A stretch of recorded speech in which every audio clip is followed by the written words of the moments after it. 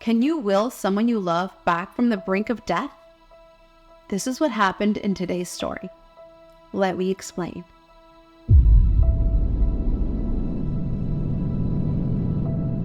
Our story starts on Holy Thursday in 2006 around 2 p.m. John, who's been in the hospital at this point for months with a very late-stage terminal form of leukemia, is at the very end of his life. He is holding on for dear life and he's wasting away. He barely has enough blood to keep his body warm, and so he's covered in tons of blankets. He's been tested and prodded and treated with various types of bone marrow treatment for this cancer, and nothing has worked so far. By his side sits his amazing wife, who has been very loyal and been with him through this entire ordeal. Something strange happens to John as he is lying asleep in his hospital bed one night. Right at the end of his life, when the doctor said he only have hours to live, in his bed, he started to feel like his bed was rocking back and forth very slowly. And it was such a strange sensation that it caused him to open his eyes and look around. And when he did, it was incredible what he saw. Wait, before we continue our story, have you subscribed to this channel yet? It's a free way to support our little channel and to support our little community and encourage me to make more videos like this. So make sure you like, subscribe, and let's continue.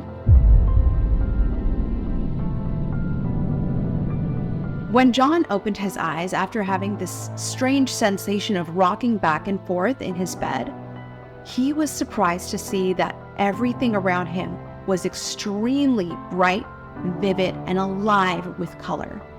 He describes it as fiery with color. He was shocked, but he felt that it was beautiful. And then something else strange happens. John starts levitating out of the bed. And instead of being freaked out by this or surprised, he seemed to be completely nonchalant. Like this was completely normal. This was peaceful even.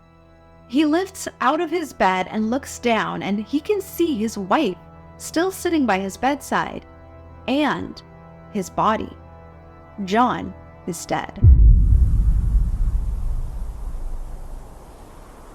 As John continues to lift up into the sky, he doesn't go through a tunnel, but he makes a kind of cosmic leap out of the creation of the universe. He enters a different dimension. And in this dimension, he starts to encounter what he calls the supreme, the ultimate being, or what we call God. This supreme sense, this ultimate sense, was so bright. He at first thought that he was in the midst of the source of electricity. And only after a few moments did he realize that it wasn't electricity that he was in the middle of, but pure love. John deeply enjoyed being at the center of this pure love energy. He was euphoric. He did not want to leave. He enjoyed being there. This was his home. He is being loved like he has never been loved before. In this moment, John somehow senses his wife back on Earth get up to go get a bottle of water. He feels her get up and tap his knee, saying, "Now don't you leave me." And that was it.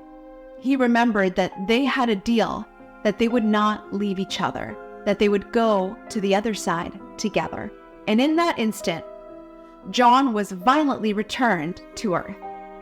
Now, he tried to re-enter his body, but his body was so frail, fragile, and practically dead that he could only half fuse with it. And this left him in a very strange kind of topsy-turvy state, where he was kind of upside down, kind of right side up.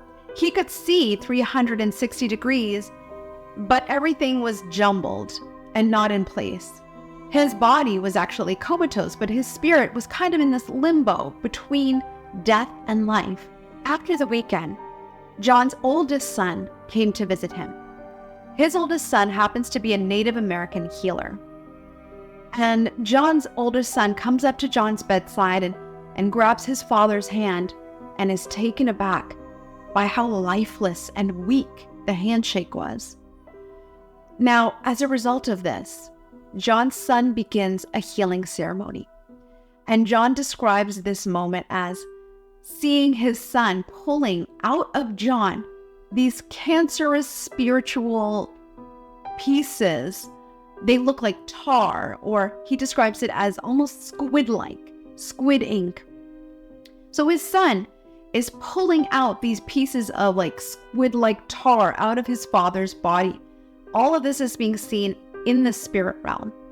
And John, watching this in the spirit realm, also sees that his son and his wife's spirit selves are there with their bodies standing beside them.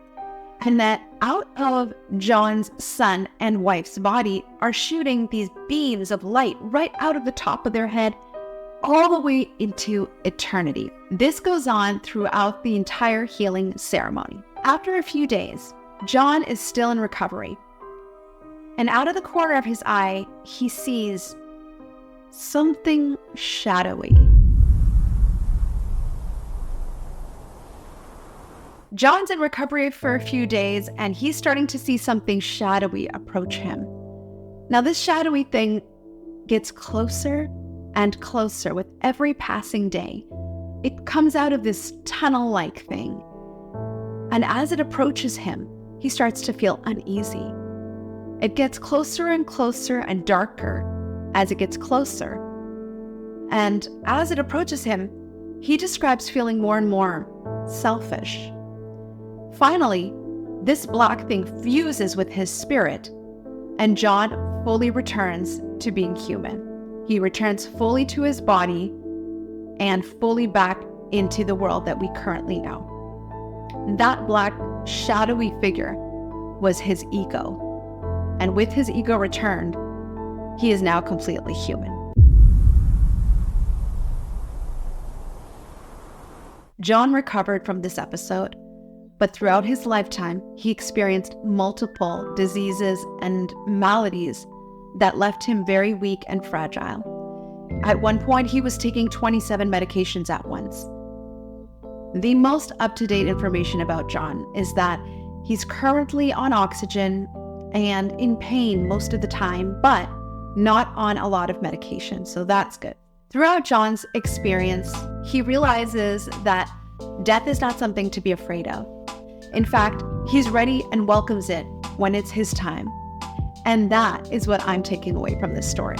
If you enjoyed this narration, if you enjoyed hearing about John's story and you want to hear more, make sure you subscribe, make sure you like this channel, and I will see you in the next video.